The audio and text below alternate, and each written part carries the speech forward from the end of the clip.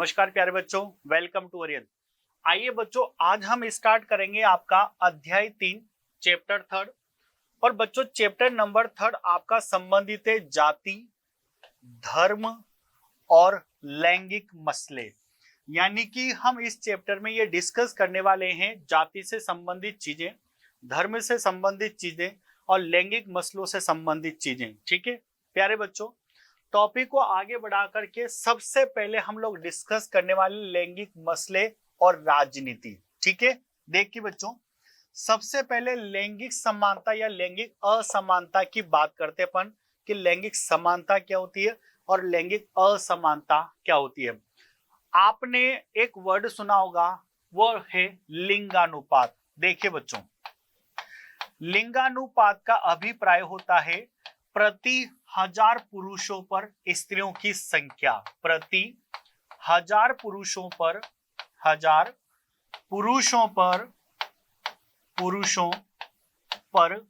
स्त्रियों की संख्या। इसे बच्चों स्त्रियों की संख्या, इसे क्या कहा जाता है? लिंगानुपात। ठीक है, अब प्यारे बच्चों याद रखिएगा कि प्रति 1000 पुरुषों पर स्त्रियों की संख्या की बात की जाए तो आप बहुत अच्छे से जानते हो कि किसी भी देश में जो लिंगानुपात है वो बिल्कुल समान रहना चाहिए। यानी प्रति 1000 पुरुषों के लिए प्रति 1000 स्त्रियों की उपलब्धता होना अनिवार्य है। यानी अगर किसी देश में लिंगानुपात समान नहीं है तो उस देश में कई सारी अपरिस्थितियों से या कई सारी विडंबनाओं से समाज को गुजरना पड़ता है। अब हम यहाँ पर बात करने वाले लैंगिक मसले। लैंगिक मसलों का मतलब है कि जैसे मान लो कोई भी काम किया जा रहा है तो पुरुष और स्त्री को हर प्रकार के कार्य में समान प्रकार के उत्तरदायित्व और सभी प्रकार की समानताएं प्राप्त होनी चाहिए। यानी हर वो काम जो पुरुष कर सकते हैं, आप जानते हो वो काम महिलाओं के द्वारा भी किए जा सकते हैं, लेकिन ये सभी देश में अलग अलग प्रकार से देखा जाता है।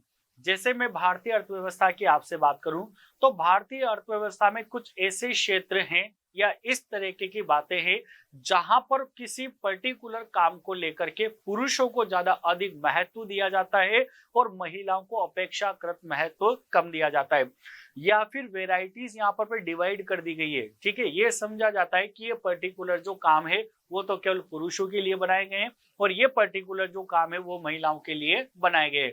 जैसे हमारे देश में एक काफी पुरानी विचारधारा है जो वर्तमान में धीरे धीरे मॉडर्नाइजेशन के साथ खत्म होती जा रही है, लेकिन आज भी हमारे देश में काफी हद तक उपलब्ध है।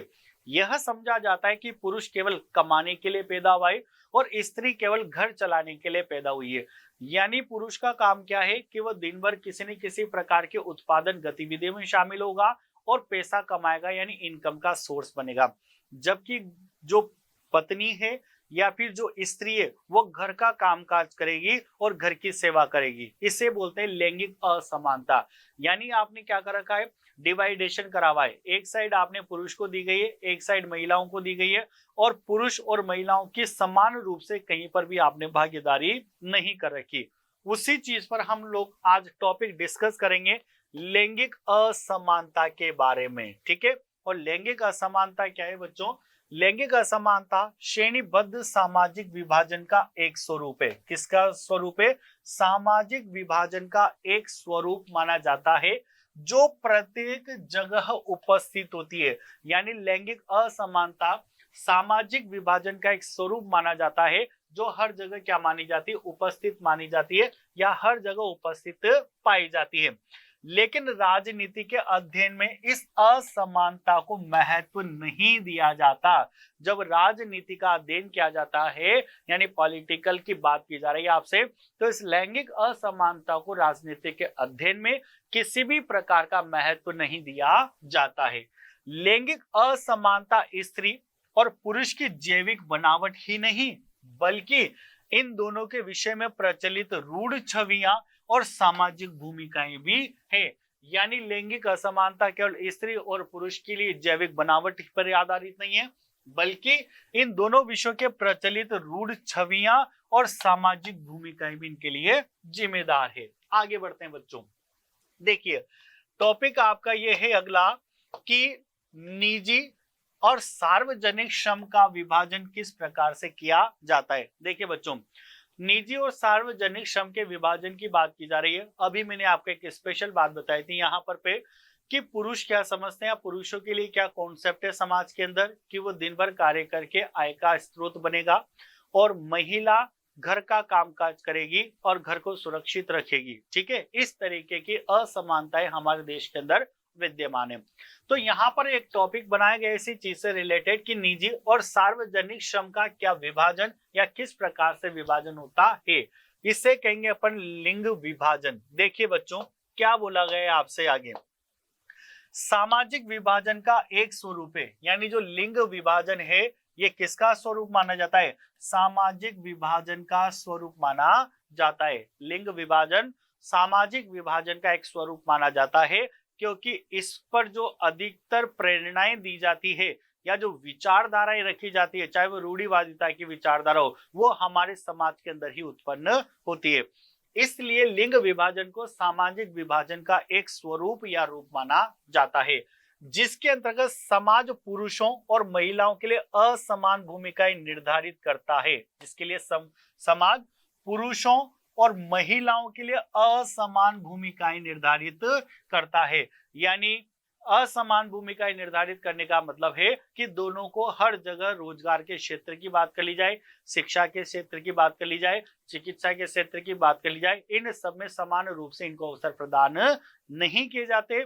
किसी न किसी प्रकार से समाज के द्वारा भेदभाव किया जाता है। कैसे, श्रम लैंगिक विभाजन, देखिए बात की जा रही है आपसे श्रम लैंगिक विभाजन, यानी लैंगिक विभाजन अगर अपन किसके आधार पर देखें, श्रम के आधार पर देखें, तो अधिकांश परिवारों में दिखाई देता है। यानी श्रम लैंगिक विभाजन ज्यादातर परिवारों के अंदर दिखाई देता है।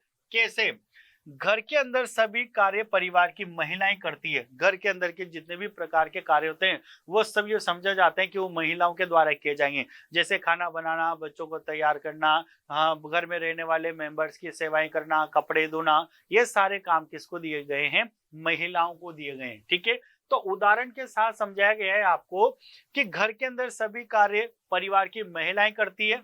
जैसे क्या क्या कार्य, खाना बनाना, सफाई करना, कपड़े धोना और बच्चों की देखरेख करना आदि, ये सारे ही कार्य किसके द्वारा संपन्न किए जाते हैं, महिलाओं के द्वारा। जबकि पुरुषों के द्वारा हमने क्या निर्धारित कर रखा है कि जबकि पुरुष घर के बाहर के कार्य करते हैं, यानी हमने एक सेपरेट कर दिया कि महिलाएं तो केवल घर के अंदर का कार्य संपन्न करेगी, जबकि पुरुष घर के बाहर के कार्यों को संपन्न करेंगे। जबकि ऐसा नहीं होना चाहिए, क्योंकि जो कार्य स्त्री कर सकती है वो कार्य पुरुष के द्वारा भी किए जा सकते हैं, और जो कार्य पुरुष कर सकते हैं वो कार्य स्त्री के द्वारा भी किए जा सकते हैं। तो पुरुषों के लिए क्या बात बोली गई है कि घर के बाहर पुरुषों के द्वारा कार्य किए जाते हैं। ऐसा नहीं है कि पुरुष घर के कार्य नहीं कर सकते। बच्चों, बोला गया है स्पेशल कि ऐसा नहीं है कि घर के कार्य केवल स्त्री करेगी। भाई, वो कार्य पुरुष के द्वारा भी तो किए जा सकते हैं ना।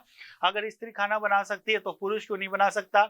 जब स्त्री अगर कहीं कमाने जा सकती है, ठीक है, तो उसी तरीके से पुरुष भी घर का काम कर सकता है। तो ऐसा नहीं है कि पुरुष घर के कार्य नहीं कर सकते, बल्कि वे सोचते हैं कि घर के कार्य करना महिलाओं की जिम्मेदारी है। यानी हम ये समझ सकते हैं कि हमारे देश के अंदर आज भी रूढ़िवादिता की परंपरा चल रही है, और रूढ़िवादिता की परंपरा का अभिप्राय ये होता है कि ये समझा जाता है कि लेडीज यानी स्त्रियां तो केवल और केवल घर के कार्य करेगी और पुरुष केवल और केवल बाहर के कार्यों को संपन्न करेगा, पुरुष घर के कार्य नहीं करेगा, जबकि ऐसा नहीं होना चाहिए। ठीक है, आगे बात करते हैं बच्चों।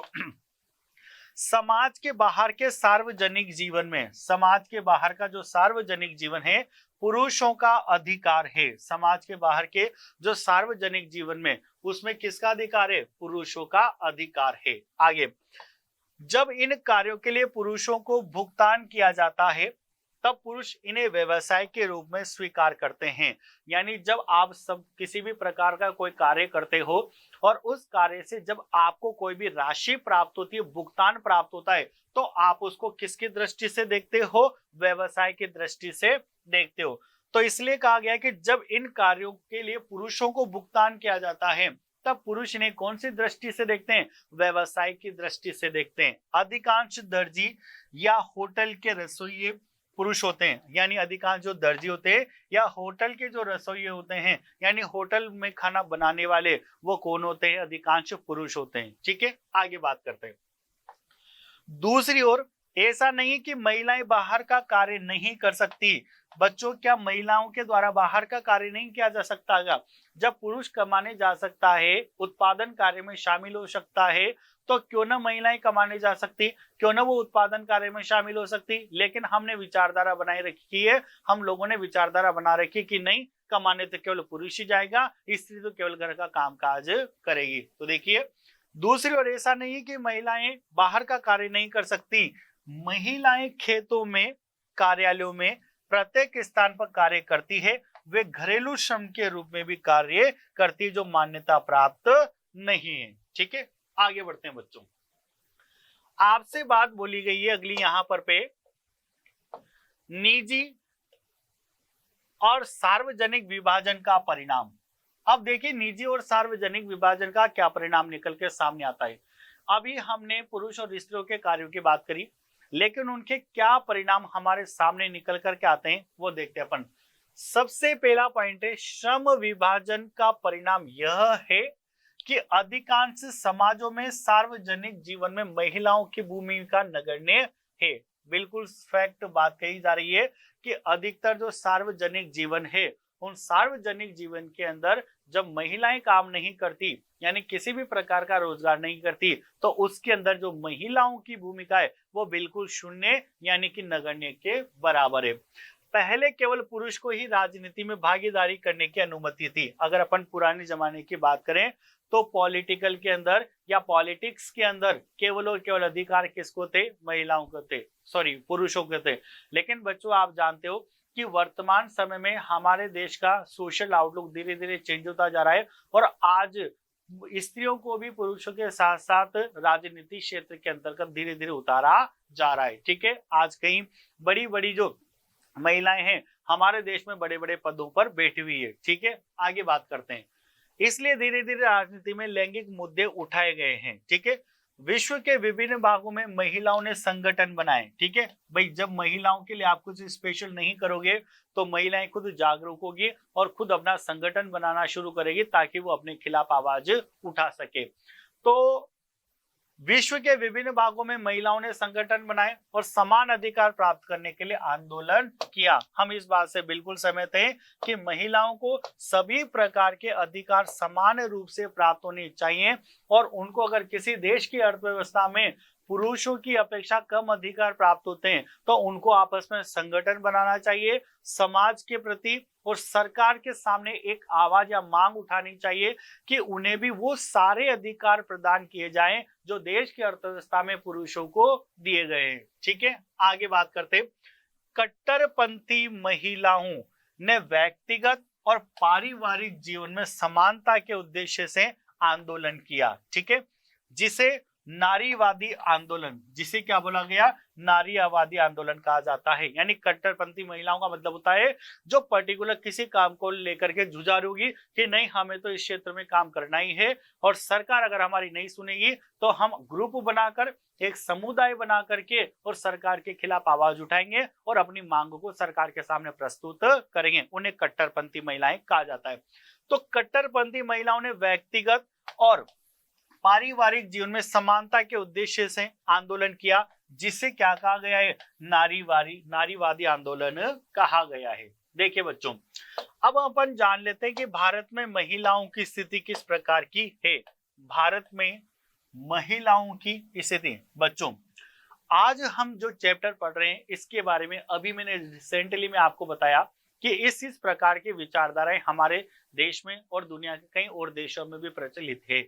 जबकि ऐसा नहीं है, कई देश ऐसे भी हैं जहां पर पुरुषों और महिलाओं को हर प्रकार के क्षेत्र में समान भागीदारी या समान अवसर प्रदान किए जाते हैं, चाहे वो रोजगार क्षेत्र से संबंधित हो, चाहे वो शिक्षा क्षेत्र से संबंधित हो या चिकित्सा क्षेत्र या परिवहन के क्षेत्र से संबंधित हो, संचार के क्षेत्र से संबंधित हो, किसी भी प्रकार के क्षेत्र से संबंधित हो। आज भी दुनिया में कई देश ऐसे हैं जहां पर पुरुष और महिलाओं को समान भागीदारी प्रदान की जाती है।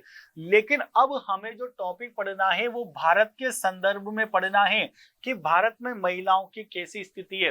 और आज जो हम बात कर रहे हैं ये काफी हद तक हमारे देश में यानी भारत में लागू होती है, क्योंकि भारत में कई सारे क्षेत्र आज भी ऐसे हैं। हम पूरे भारत की यानी सभी क्षेत्रों की बात नहीं कर रहे हैं, लेकिन आज भी हमारे भारत में कुछ क्षेत्र ऐसे हैं जहां पर महिलाओं को पुरुषों की अपेक्षा कम अवसर प्रदान किए जाते हैं, चाहे वो किसी भी क्षेत्र से संबंधित हो। हाँ, लेकिन कुछ क्षेत्र ऐसे भी हैं जहां पर वर्तमान में मॉडर्नाइजेशन आ चुका है, आधुनिकीकरण आ चुका है और पुरुषों और महिलाओं को हर प्रकार के क्षेत्र में समान अवसर प्रदान किए जा रहे हैं। जैसे आज हमारे देश की बेटियां पढ़ करके कोई बड़ी डॉक्टर बन रही है, कोई पायलट बन रही है ना, या फिर किसी पॉलिटिकल या फिर किसी पॉलिटिक्स में ऐड होकर के किसी प्रकार से नेता। आज देखिए हमारे देश में महिला राष्ट्रपति बन चुकी है, कई तरीके के महिला मुख्यमंत्री भी मौजूद है। ठीक है, तो ऐसा नहीं है कि हमारे देश में सब जगह ऐसा ही, लेकिन आज भी देश का कहीं बड़ा क्षेत्र ऐसा है जहां पर यह समझा जाता है कि महिलाओं को केवल घर के काम करने हैं,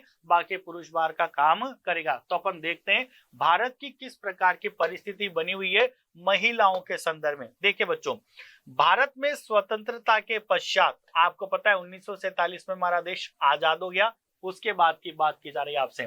भारत में स्वतंत्रता के पश्चात होने वाले सुधारों के बाद भी यानी 1947 के बाद हमारे देश में जो सुधार हुए उसके बाद भी महिलाएं अभी भी पुरुषों के पीछे है। ठीक है, 1947 में जब हमारा देश आजाद हुआ तो उसमें भारत में कई प्रकार के सुधार हुए, लेकिन उसके बाद भी आज भी हमारे देश में महिलाएं पुरुषों के कंपेयर में काफी पीछे मानी जाती है। भारतीय समाज में अभी भी पुरुष प्रधान, भारतीय समाज अभी भी क्या कहलाता है, पुरुष प्रधान। और पुरुष प्रधान का मतलब होता है कि यहाँ पर जो ज्यादातर कार्य संपन्न किए जाते हैं, जो या फिर ज्यादा रोल प्ले किया जाता है अर्थव्यवस्था के अंदर, वो किसके द्वारा किया जाता है, पुरुषों के द्वारा किया जाता है। इसलिए कहा गया है कि भारतीय समाज अभी भी पुरुष प्रधान, वो पितृ प्रधान, वो क्या माना जाता है, पितृ प्रधान समाज है। भारत में महिलाएं विभिन्न तरीकों से भेदभाव का सामना कर रही है। अब बच्चों हम ये देखेंगे कि भारत में जो महिलाएं वो किस प्रकार की मुसीबतें उसका सामना कर रही है, पुरुषों के कंपेयर में क्या क्या अधिकार उनके कम दिए गए हैं, किस प्रकार से उनके साथ भेदभाव किया जा रहा है, या उनको देश की अर्थव्यवस्था में वो अवसर क्यों नहीं प्रदान किए जाते जो अवसर पुरुषों को प्रदान किए जाते हैं। अब किस प्रकार की समस्याएं, पहली बात करते हैं अपन साक्षरता दर। देखिए बच्चों, लिटरेसी रेट की अगर साक्षरता दर की अगर बात की जाए तो अगर अपन स्वतंत्रता के समय उससे पहले की साक्षरता दर की बात करें तो ब्रिटिश पीरियड के टाइम पर यानी औपनिवेशिक शासन काल में भारत की कुल जो साक्षरता दर थी वो केवल कितने प्रतिशत थी, 16% साक्षरता दर थी। ठीक है, उसमें से भी महिला साक्षरता की बात करें तो महिला साक्षरता एक बहुत ही चिंता का विषय बनी हुई थी, क्योंकि उस समय महिला साक्षरता पुरुष साक्षरता के कंपेयर में काफी कम थी। अब वर्तमान समय की स्थिति देखें तो देखिए पुरुषों की तुलना में महिलाओं की साक्षरता दर कम है। होना क्या चाहिए था कि पुरुषों की तुलना में वर्तमान में महिलाओं की साक्षरता दर क्या है, कम है। इसका मतलब तो ये हुआ कि महिलाएं कम पढ़ाई लिखाई में रुचि रखती है या कम शिक्षा लेती है, किसके तुलना में, पुरुषों की तुलना में। अब इसके पीछे खुद महिलाएं जिम्मेदार है या हमारे सामाजिक कारक जिम्मेदार है? तो प्यारे बच्चों काफी हद तक इसके पीछे महिलाओं की तुलना में हमारे सामाजिक कारक जिम्मेदार है, क्योंकि वो शिक्षा के क्षेत्र में पुरुषों को ज्यादा आगे बढ़ाने चाहते हैं, किसकी तुलना में, महिलाओं की तुलना में। तो देखिए पुरुषों की तुलना में महिलाओं की साक्षरता दर कम है। और वर्ष 2011 की जनगणना के अनुसार, वर्ष 2011 की जनगणना के अनुसार बच्चों यहाँ पर 2011 की जनगणना की बात आई है तो आपको इसके एक स्पेशल बात बता देता हूं।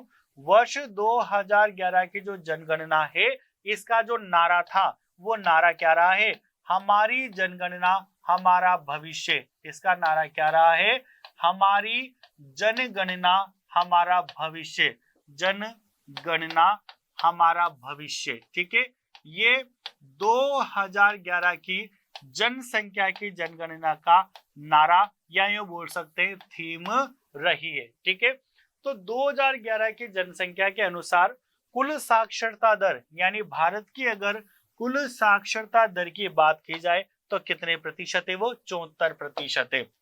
2011 के अनुसार भारत की कुल साक्षरता दर कितनी है? 74% है। यानी ये तो है कुल साक्षरता। देखिए बच्चों, डिफरेंस अच्छे से समझिएगा आप लोग। कुल साक्षरता है भारत की जिसमें सब आ गए, ठीक है, जो कितने प्रतिशत गिवन है? 74%, 74.04%, यानी लगभग आप 74% बोल सकते हो। अब इसमें से भी क्या हो रहा है, पुरुषों की साक्षरता दर कितनी? 82.14%। यानी देश की कुल साक्षरता दर जो 74% है, इसमें से 82.14% तो क्या है, पुरुषों की है। और जबकि महिलाओं की साक्षरता दर की अगर अपन बात करें तो महिलाओं की साक्षरता दर 65.46% है। कितनी है?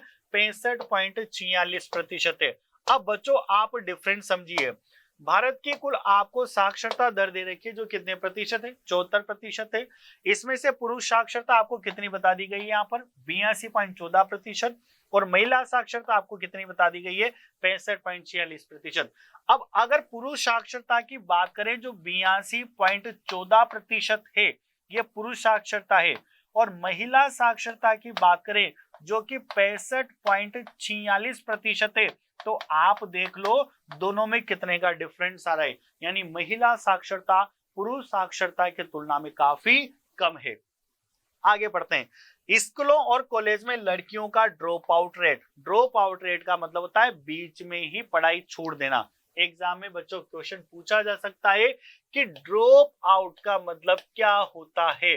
तो प्यारे बच्चों, ड्रॉप आउट का मतलब होता है ऐसे बच्चे जो शिक्षा पूरी करने से पहले स्कूल और कॉलेज को छोड़ देते हैं, उन्हें ड्रॉप आउट बच्चे कहा जाता है। ठीक है, तो स्कूलों और कॉलेजों में लड़कियों का ड्रॉप आउट रेट यानी बीच में पढ़ाई छोड़ने का प्रतिशत अधिक है। ठीक है, यानी लड़कियां ज्यादा पढ़ाई छोड़ती है किसकी तुलना में? लड़कों की तुलना में।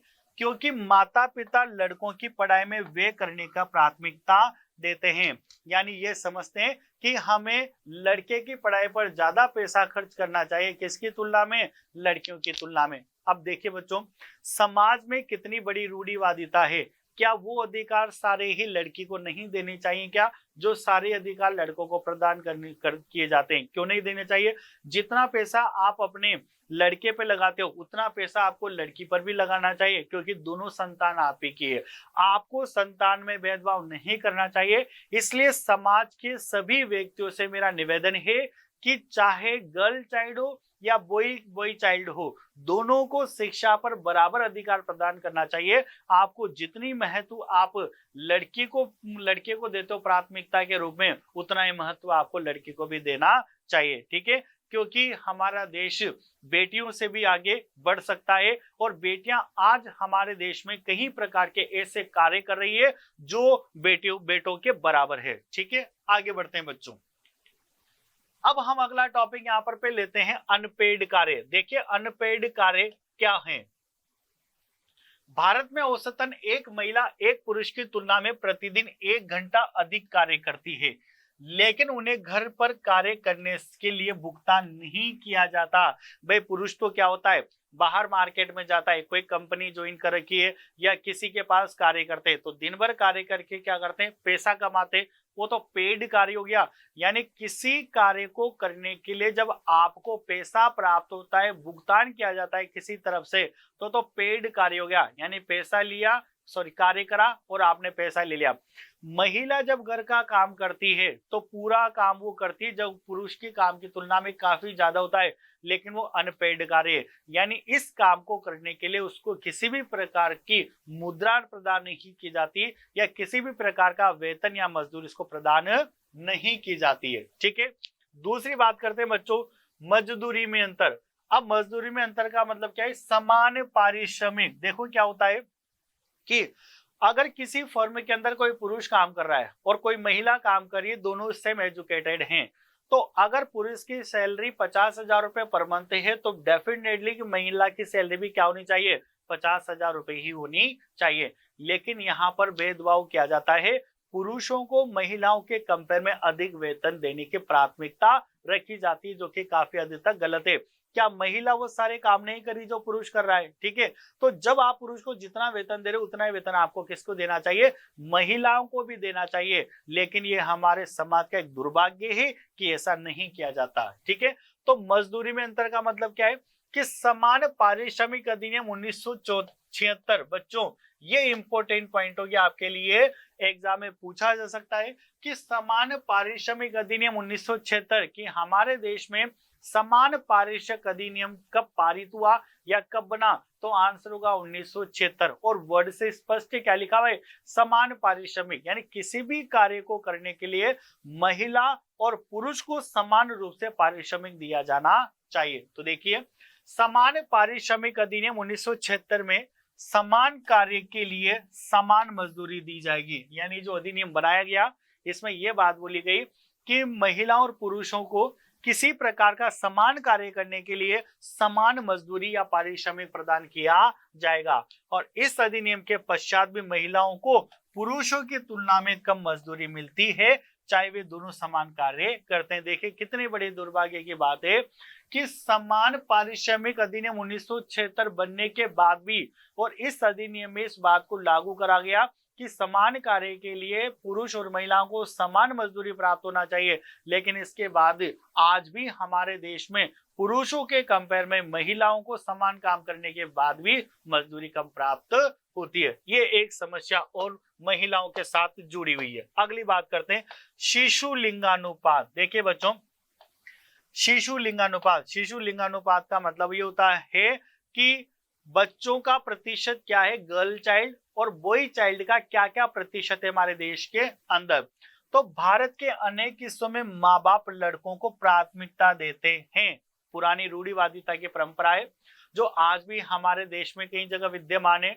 माँ बाप ये सोचते हैं कि उनके घर में एक लड़का तो होना ही चाहिए, और उसके पीछे बहुत सिंपल सा कारण ये होता है कि वो ये समझते हैं कि जब लड़का बड़ा होगा और हम बुजुर्ग हो जाएंगे तो उस परिस्थिति में हमारी क्या करेगा, सेवा करेगा, जबकि लड़की शादी होकर के किसी दूसरे घर में चली जाएगी और वो दूसरे की सेवा करेगी। आप मुझे एक बात बताइए कि अगर सपोज करिए आपके लड़का होगा, आप लड़के की प्राथमिकता रखते हो और लड़की की प्राथमिकता नहीं रखोगे, और ऐसी सिचुएशन क्रिएट हो कि लड़कियों की कमी होने के कारण आपके लड़के की शादी नहीं हो पा रही, तो बताइए वो कहां से बुजुर्ग होने के बाद आपकी सेवा कर पाएगा?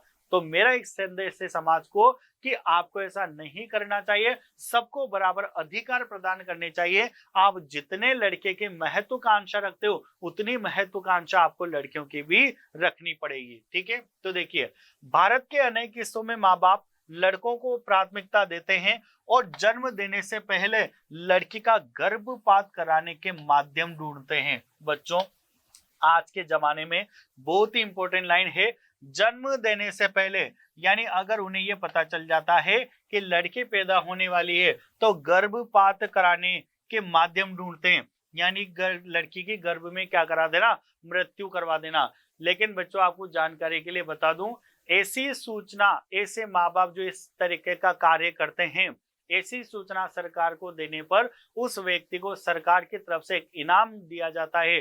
ठीक है, और वर्तमान में हम लोग सब साक्षर है, तो हमें इस परंपरा के खिलाफ आवाज उठानी चाहिए और सभी को समान रूप से अधिकार प्रदान करने चाहिए। ठीक है, इस लिंग चयनात्मक गर्भपात के कारण बाल यौन अनुपात में कमी आई है। ठीक है, यानी प्रति 1000 बालिका भ्रूण पर लड़कियों की संख्या, देश में लिंगानुपात प्रति 1000 पुरुषों पर 940 महिलाएं हैं, जो कम हैं जनगणना 2011 के अनुसार। देखिए बच्चों, एक बहुत अच्छी बात आपको यहाँ पर पे कही गई है कि 2011 की जनगणना की अगर बात की जाए तो हमारे देश का जो लिंगानुपात है वो लिंगानुपात कितना है, 940। अब लिंगानुपात का मतलब क्या है, 940, कि हमारे देश में प्रति 1000 पुरुषों के लिए केवल कितनी महिलाएं उपलब्ध है, 940 महिलाएं उपलब्ध है, यानी 60 महिलाओं की क्या है,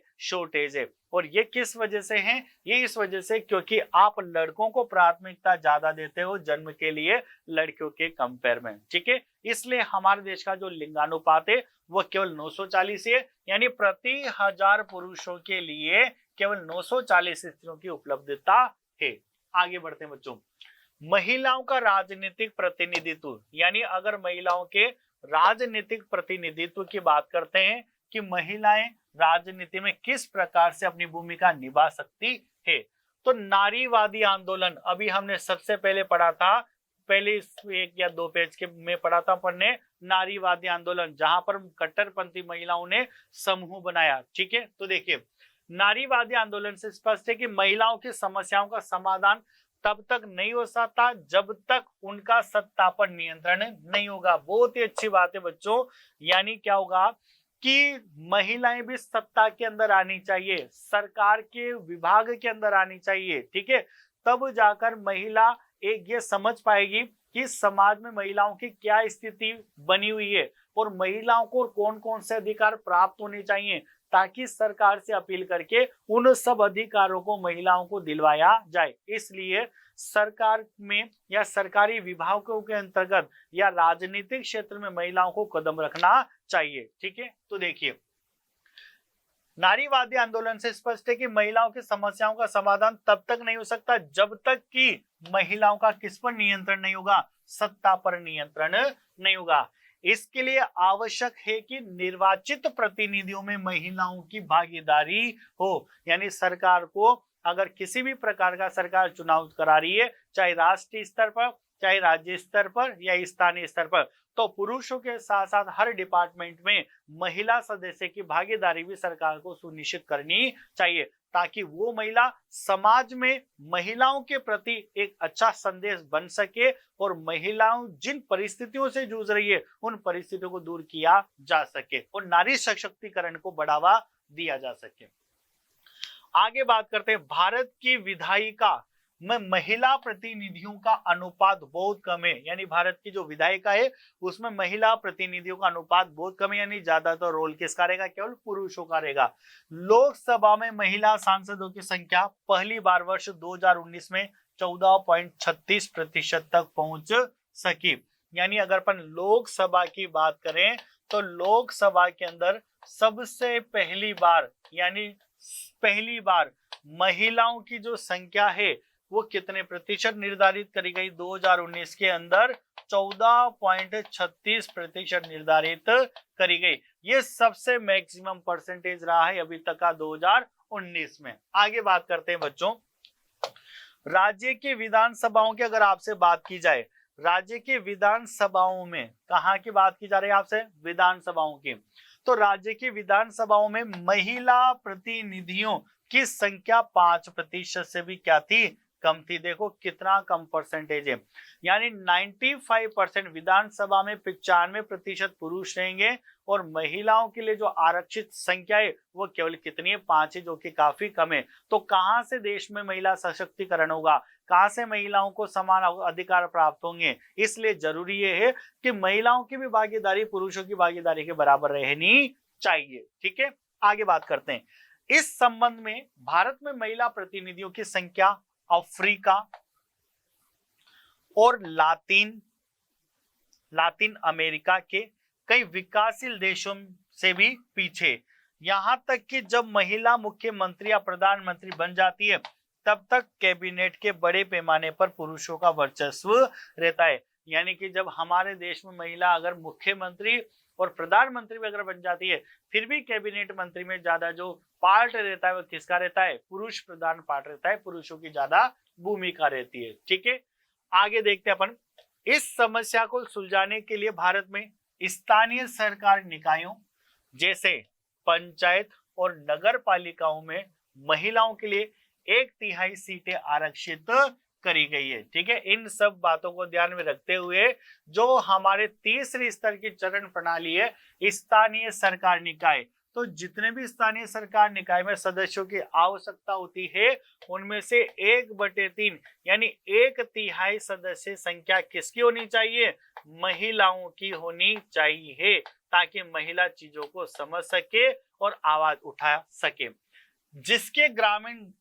जिसके परिणाम स्वरूप अब ग्रामीण और शहरी स्थानीय निकायों में 10 लाख से अधिक निर्वाचित महिला प्रतिनिधियों की संख्या है। यानी इस स्तर पर वर्तमान में अब 10 लाख से भी ज्यादा महिला प्रतिनिधि चुनाव के रूप में आगे है। ठीक है, आगे बढ़ते हैं बच्चों। महिला संगठन, महिलाओं के द्वारा बनाए गए संगठन या महिलाओं का संगठन अब ये क्या काम करेगा कि देश में महिलाओं को आगे बढ़ाने का काम करेगा। महिला संगठनों और कार्यकर्ताओं की मांग है कि लोकसभा और राज्य विधानसभाओं में भी 1/3 सीटें महिलाओं के लिए आरक्षित होनी चाहिए। देखिए बच्चों, जो महिला संगठन है उन महिला संगठन की ये मांग उठाई जा रही है कि हमारे देश के जो सदन में लोकसभा और जो विधानसभा है, इस लोकसभा और विधानसभा में टोटल कुल जितने भी सदस्य या मंत्री होते हैं उनमें से 1/3 भाग कम से कम किसके लिए आरक्षित होना चाहिए, महिलाओं के लिए आरक्षित होना चाहिए। फॉर एग्जाम्पल अगर मान लिया अपन एक उदाहरण के बिहार पर देख रहे बच्चों कि जैसे मान लीजिए लोकसभा और विधानसभा में 100 सदस्य होते हैं। ठीक है, तो इन 100 सदस्यों का 1/3 भाग, तो इन 100 सदस्यों का 1/3 भाग किसके रूप में होना चाहिए, महिला सदस्य के रूप में होना चाहिए, ताकि वर्तमान समय में महिलाओं को आगे बढ़ा करके और देश में मॉडर्नाइजेशन लाया जा सके। इसलिए बोला गया है कि महिला संगठनों और कार्यकर्ताओं की मांग है कि लोकसभा और विधानसभा में 1/3 महिलाएं, 1/3 सीटें महिलाओं के लिए आरक्षित करनी चाहिए। अब आगे बात करते हैं बच्चों हम किस पर, धर्म पर। ठीक है, देखिए किस तरीके से आप जानते हो धर्म, सांप्रदायिकता और राजनीति। हमारे देश में कई प्रकार के धर्म हैं। ठीक है, हमारे देश में कई प्रकार के अलग अलग धर्मों को अलग अलग लोग फॉलो करते हैं। कोई किस धर्म को मानता है, कोई किस धर्म को मानता है। ठीक है, तो इस पर डिस्कस करेंगे हम लोग। धार्मिक विभाजन, धार्मिक विभाजन का मतलब है कि हर प्रकार के अलग अलग व्यक्ति अलग अलग धर्म को फॉलो करते हैं। तो धार्मिक विभाजन लैंगिक विभाजन जैसा सार्वभौमिक नहीं है।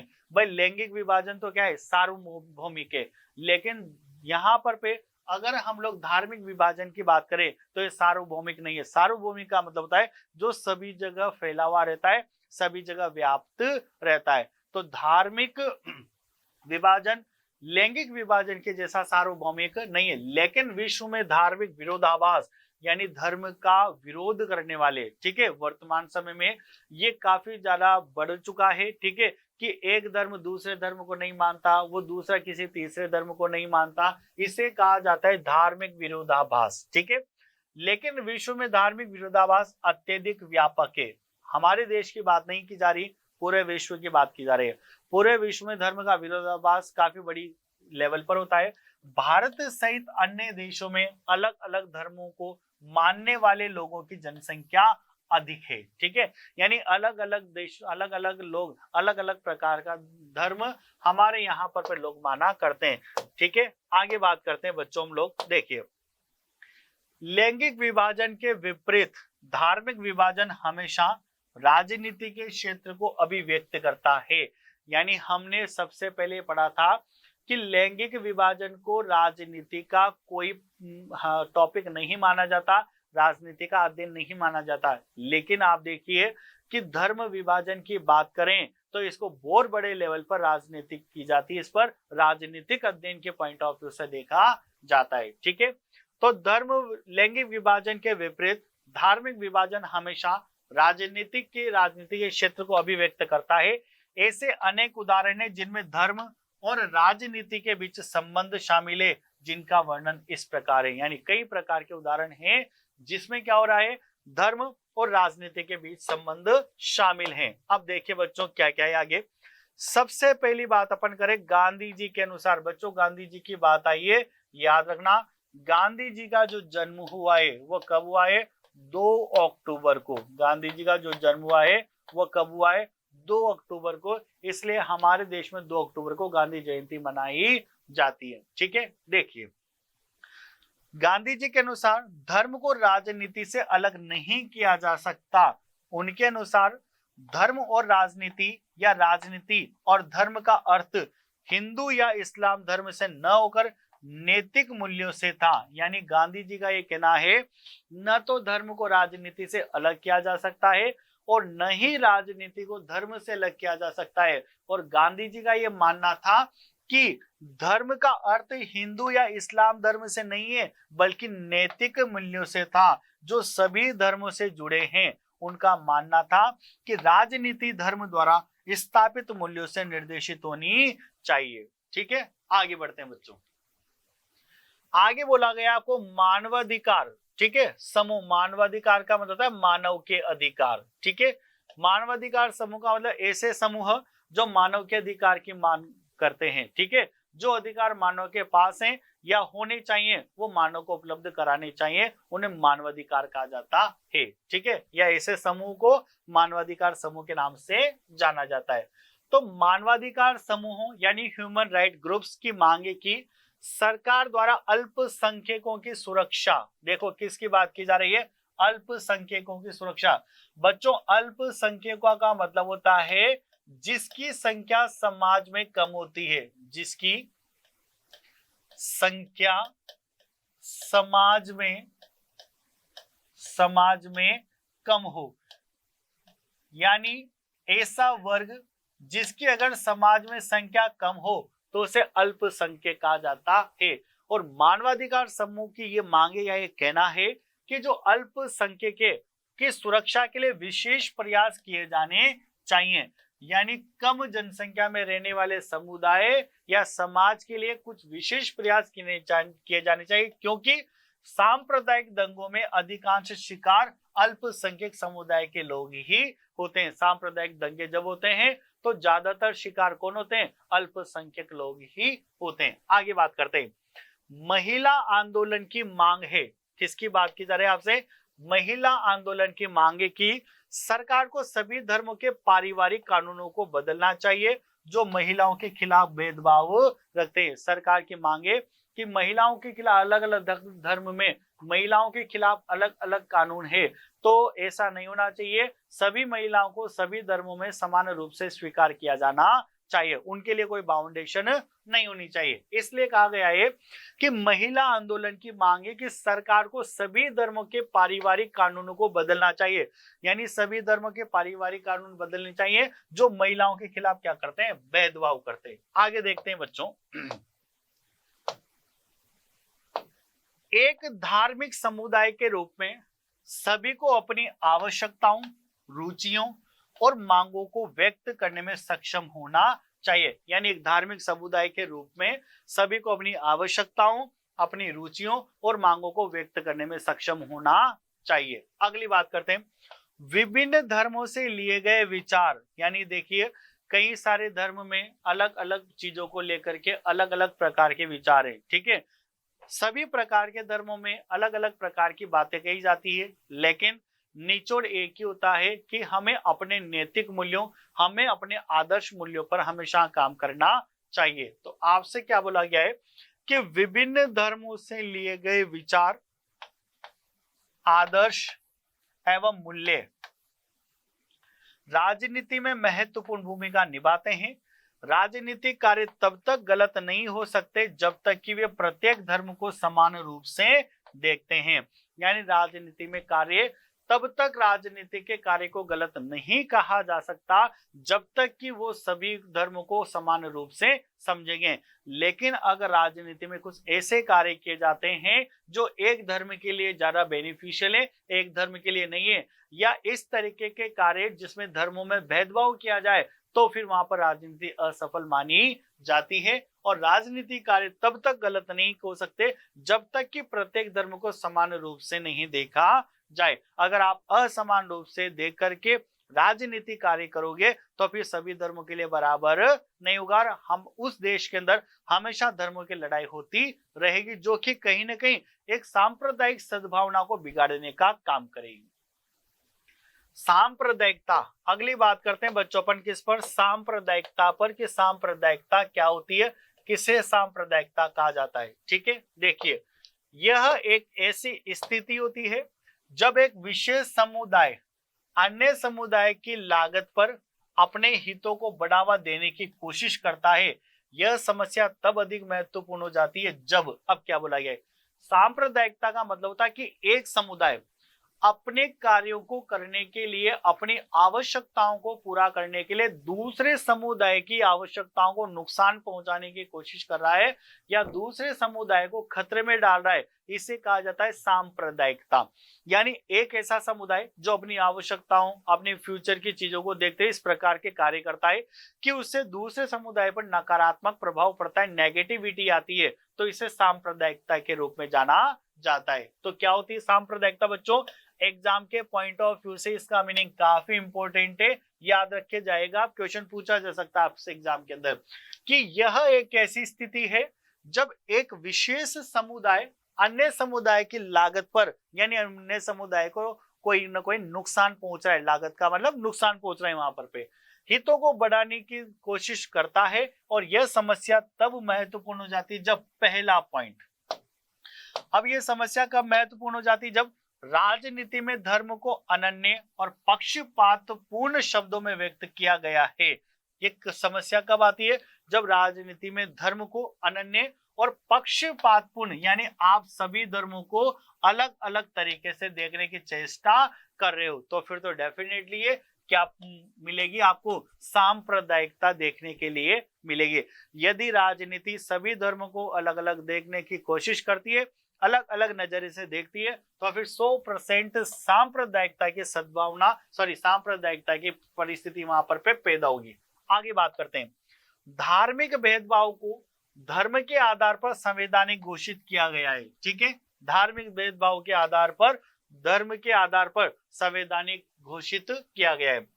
एक धर्म और उसके अनुयायी दूसरों के विरुद्ध हो, सांप्रदायिकता कब होगी? जब एक धर्म और उसके अनुयायी किसी दूसरे धर्म के क्या हो? विरुद्ध हो, अगेंस्ट हो, उनको नकारते हो, तब भी सांप्रदायिकता पैदा होगी। एक धर्म के विचारों को दूसरों के श्रेष्ठ माना जाए, ये कहा जाए कि यार ये वाली बात इस धर्म के श्रेष्ठ नहीं है, ये वाली बात उस वाले धर्म के श्रेष्ठ है, तो डेफिनेटली कि जिस धर्म के लिए आप बुराई करोगे या उसके विचारों को गलत बताओगे, तो वो धर्म भी आपके धर्म के लिए कोई दूसरी अगेंस्ट बात बोलेगा, जिससे 100% सांप्रदायिकता पैदा होगी। एक धार्मिक समूह की मांग दूसरे समूह के विरोध में हो, यानी अगर एक धार्मिक समूह किसी चीज की मांग कर रहा है तो दूसरा समूह उसके अगेंस्ट हो कि नहीं, ऐसा नहीं होना चाहिए, तभी दो धर्म की लड़ाई हो जाएगी यहाँ पर, जिसे सांप्रदायिकता के रूप में जाना जाएगा।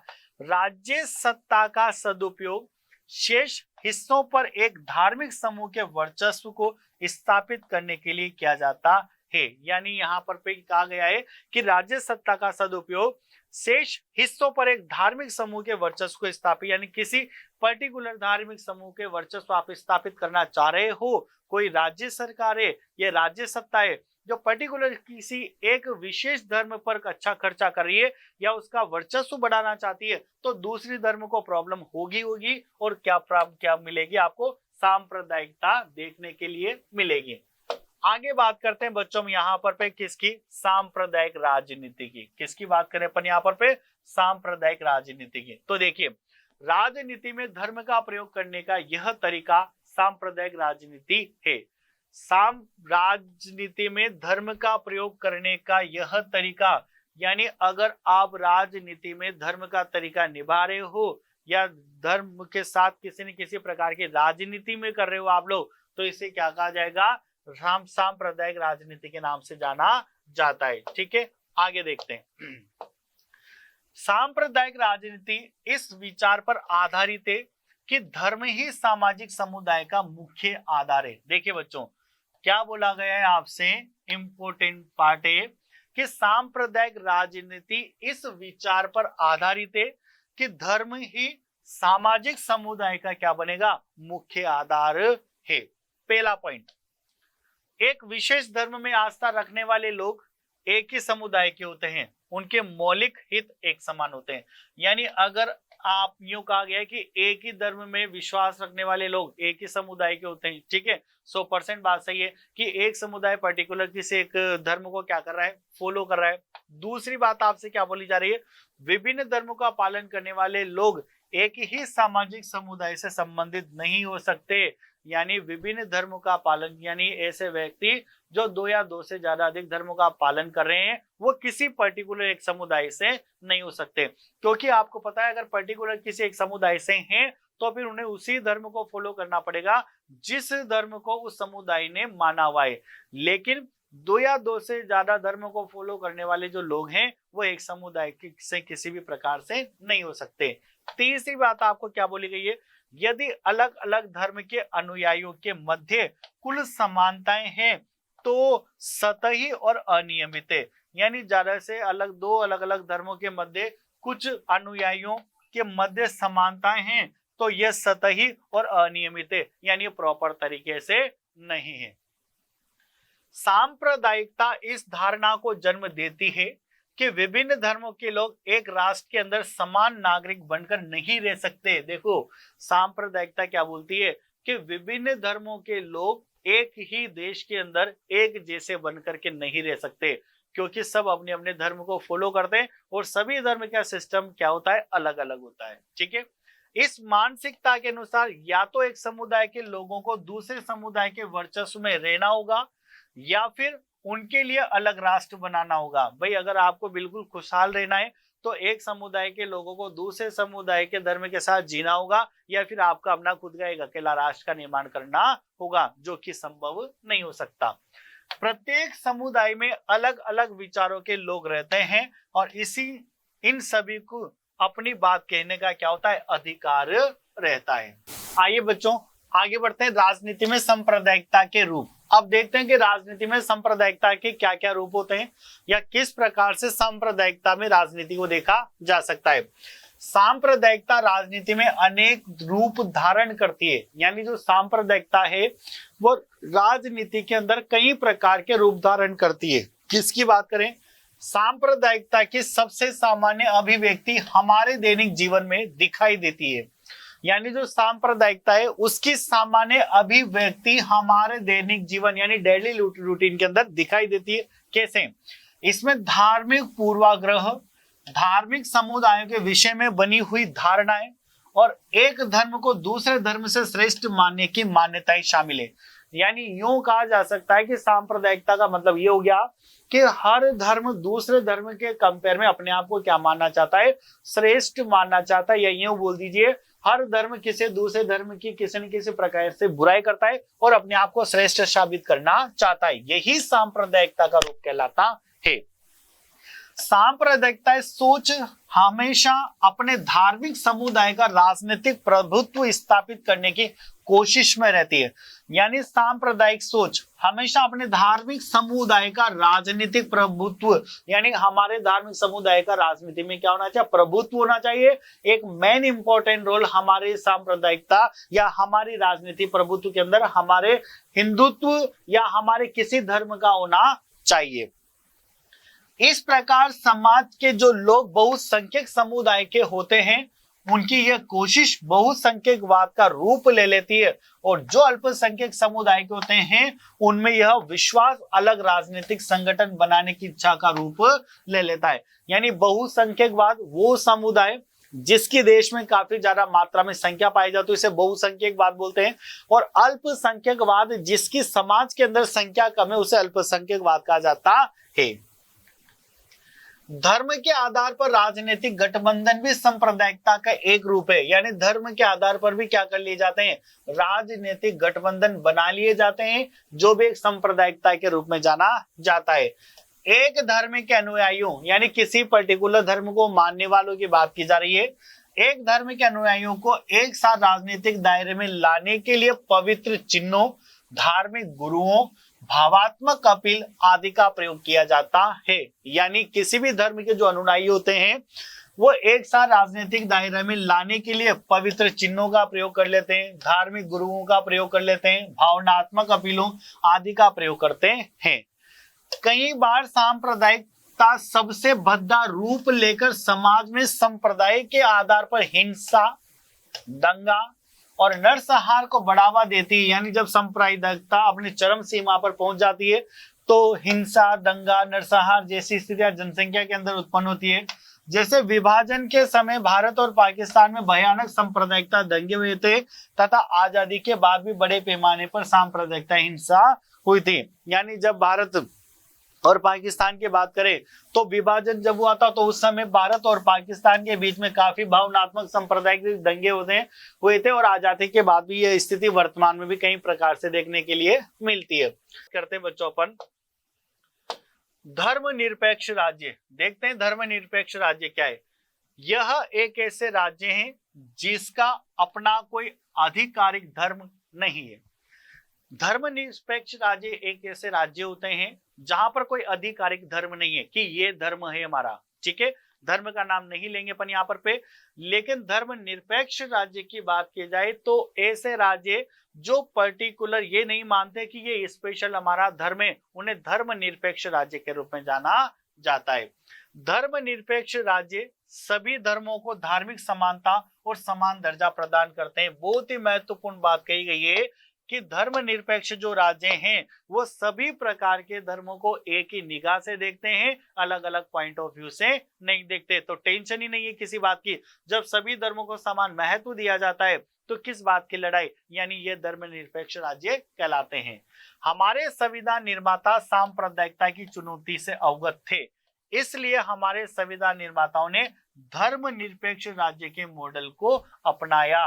यानी हमारे संविधान निर्माता जानते हैं इन सारी चीजों को, इसलिए हमारे संविधान में धर्मनिरपेक्ष चीजों को अपनाया गया है। भारतीय राज्यों के लिए कोई आधिकारिक धर्म नहीं है, जैसे श्रीलंका बौद्ध धर्म, पाकिस्तान इस्लाम और इंग्लैंड ईसाई। यानी इन देशों में फिक्स है, ये कहा जाता है कि श्रीलंका एक बौद्ध धर्म है, यानी वहां की जो जनसंख्या है वो केवल और केवल बौद्ध धर्म को फॉलो करती है। पाकिस्तान में केवल इस्लाम धर्म फॉलो किया जाता है और इंग्लैंड में ईसाई धर्म फॉलो किया जाता है। भारत में किसी पर्टिकुलर किसी धर्म को कोई विशेष महत्व नहीं दिया जाता है। इसलिए भारत में कई सारे धर्म प्रचलित हैं और सभी समुदाय अपने अपने हिसाब से अपने अपने धर्म को फॉलो करते हैं। सभी व्यक्तियों और समुदायों में किसी भी धर्म का प्रचार करने, अभ्यास करने और किसी भी धर्म का विरोध करने की स्वतंत्रता नहीं है, ठीक है। जाति और राजनीति। अब बात करते हैं बच्चों की जाति और राजनीति क्या है। तो जाति और राजनीति को निम्न पहलू से स्पष्ट किया जा सकता है। सबसे पहले तो बात करते हैं जाति की असमानताएं। आपको पता है हमारे देश में विभिन्न प्रकार की अलग अलग प्रकार की जातियां देखने के लिए पाई जाती है। तो भारत का सामाजिक ढांचा जाति व्यवस्था पर आधारित है, यानी भारत का जो सामाजिक ढांचा है वो एक जाति व्यवस्था पर आधारित है। जाति व्यवस्था में वंशानुगत और व्यवहारिक विभाजन को परंपरा द्वारा स्वीकृत किया गया था। इस प्रणाली में एक ही जाति समूह के सभी सदस्य एक सामाजिक समुदाय के रूप में रहते हैं। यानी इस परंपरा के अंतर्गत क्या होता है कि जाति समूह के सभी सदस्य एक सामुदायिक या सामाजिक सामुदायिक के स्वरूप में एक साथ रहते हैं। किसी को भी अन्य रीति रिवाज और परंपराओं को अपनाने की अनुमति नहीं होती, यानी वो केवल एक पर्टिकुलर परंपरा अपनाएंगे और दूसरे प्रकार की किसी भी तरीके की परंपरा या रीति रिवाजों को नहीं अपनाएंगे। लोगों को एक समान व्यवसाय चुनने और अपनी जाति के समुदाय में की विवाह करने की अनुमति दी गई है। यानी सबको क्या कर दिया गया है, समुदाय को बांट दिया गया है कि आप इस प्रकार का व्यवसाय करोगे और इसी प्रकार से विवाह में भी कुछ अनुमति प्रदान करिए कि आप केवल अपनी जाति समुदाय में विवाह कर सकते हो। साथ ही अन्य समुदाय या जाति के साथ भोजन करने की अनुमति इन्हें नहीं प्राप्त है कि एक जाति किसी दूसरी जाति के साथ भोजन नहीं करेगी। वर्ण या जाति व्यवस्था अन्य जाति समूह से भेदभाव और उन्हें अपने से अलग मानने पर आधारित थी। यानी कई प्रकार से हमारे देश के अंदर जातिवाद पाया जाता है। एक जाति अपने आप को श्रेष्ठ बताती है, दूसरे को कमजोर बताती है और ये भी बताती थी कि एक जाति दूसरी जाति के साथ क्या नहीं करेगी, भोजन नहीं करेगी, उसके साथ विवाह नहीं किया जाएगा। इस प्रकार से कई प्रकार की असमानताएं देखने के लिए मिलती है। अस्पृश्यता ऐसी स्थिति है जिसमें कुछ पिछड़ी और निम्न जाति के लोगों को निर्वासित लोगों या अछूतों के रूप में माना जाता है। यानी ये सबसे बड़ा संकट था हमारे देश का कि कुछ लोगों के साथ अस्पृश्यता की भावना रखी जाती थी, यानी कुछ लोगों को अछूत माना जाता था तो सामान्य लोग उनको छुआ नहीं करते थे। उन्हें उच्च जातियों के साथ मिलने की अनुमति नहीं होती थी। और जाति असमानता का सबसे महत्वपूर्ण पहलू क्या है, अस्पृश्यता है। इस प्रकार ज्योतिबा फुले, महात्मा गांधी, डॉक्टर भीमराव अंबेडकर और पेरियार रामास्वामी नायकर जैसे समाज सुधारकों ने, किसकी बात की जा रही है, समाज सुधारक, ये सब व्यक्ति हैं जिन्होंने हमारे समाज को सुधारने का क्या करा है, काम करा है, और इस प्रकार के विचारधाराओं को समाप्त करने के लिए जनता से आग्रह करा है, समाज से आग्रह किया है।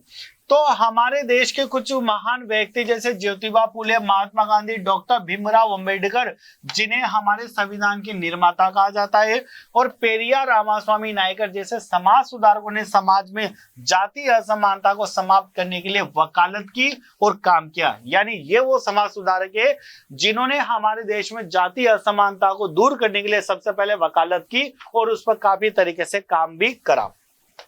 सामाजिक सुधारकों और न्याय सामाजिक अन्य सामाजिक आर्थिक परिवर्तनों के प्रयासों के कारण आधुनिक भारत में जाति और जाति व्यवस्था में बड़ी बदलाव हुए। यानी इन कई प्रकार के सामाजिक सुधारकों की वजह से, इन लोगों की वजह से हमारे देश में वर्तमान में काफी प्रकार से अस्पृश्यता या फिर सामाजिक प्रकार से सुधार उत्पन्न हुए हैं। अस्पृश्यता खत्म हुई है धीरे धीरे और सामाजिक सुधार उत्पन्न हुए हैं।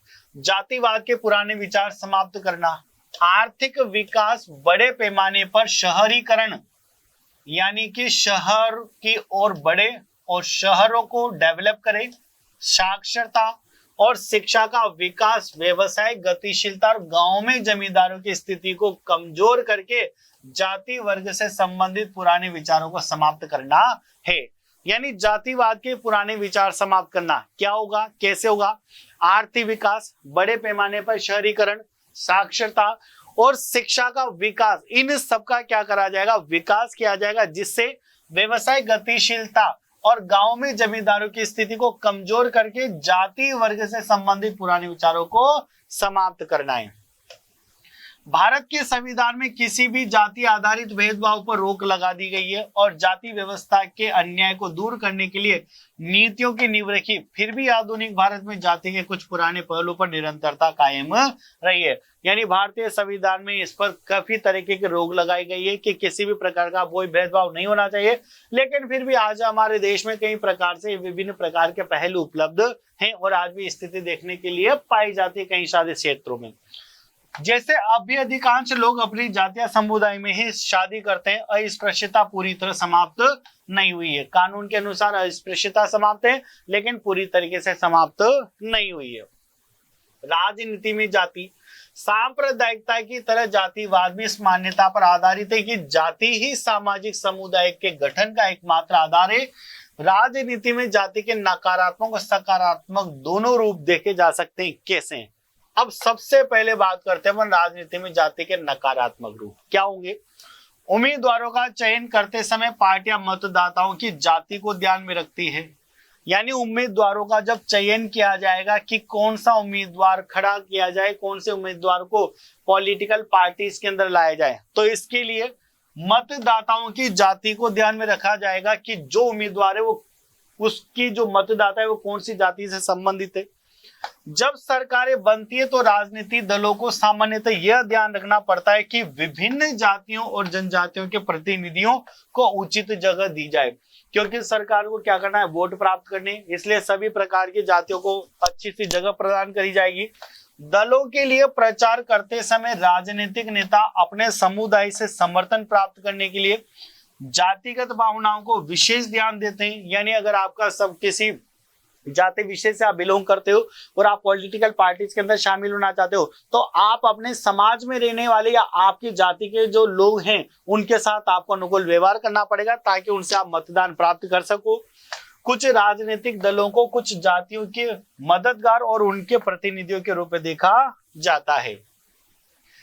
सकारात्मक पहलू क्या क्या नजर आते हैं। सार्वभौमिक वयस्क मताधिकार, एक व्यक्ति के एक मत की व्यवस्था में राजनीतिक दलों को विवश किया कि वे राजनीतिक समर्थन पाने के लिए सक्रिय हो। यानी जो सार्वभौमिक वयस्क मताधिकार है, यूनिवर्सल अडल्ट फ्रेंचाइजीज, एक व्यक्ति के एक मत की व्यवस्था, यानी एक व्यक्ति केवल क्या देगा, एक मत देगा। देश के किसी भी संसदीय निर्वाचन क्षेत्र में एक ही जाति का स्पष्ट बहुमत नहीं है, प्रत्येक पार्टी को चुनाव जीतने के लिए एक से अधिक जाति और एक से अधिक समुदाय के लोगों का विश्वास जीतने की आवश्यकता है।